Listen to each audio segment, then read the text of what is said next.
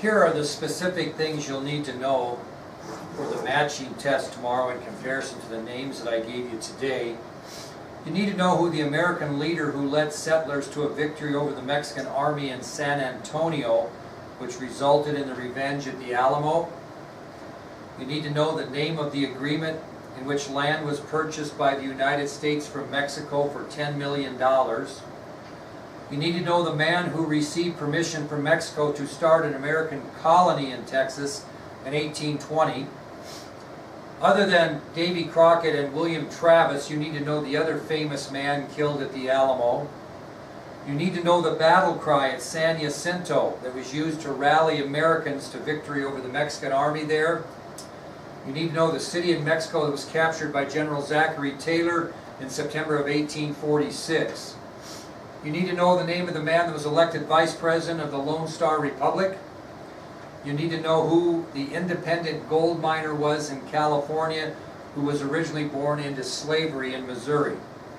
You need to know the name of the route from Veracruz, Mexico to Mexico City during the Mexican War. You need to know the name of the man who founded the Church of Latter-day Saints in western New York in 1830. You need to know the American general who stood fast in Texas on the Rio Grande River, baiting the Mexican army to cross, which eventually led to a declaration of war by Congress. You need to know the location where American settlers surrendered to the Mexican army but were executed anyway. You need to know the American military leader whose troops destroyed Santa Anna's forces at San Jacinto. You need to know who the Democratic nominee for president was in the election of 1844. You need to know the overall commander of American armies during the Mexican War that marched from Veracruz to Mexico City. You need to know the man that was sent to Mexico by President James K. Polk to try and purchase New Mexico and California by peaceful means. You need to know the name given to Texas when they declared their independence from Mexico. You need to know the man who detected yellow flakes of metal while building a new sawmill at Sutter's Fort in California. You need to know the candidate for the Liberty Party in the election of 1844. You need to know the first of 5 major skirmishes between the settlers of Texas and the Mexican government prior to the Mexican War. You need to know the Mexican Army general who led the assault on the Alamo.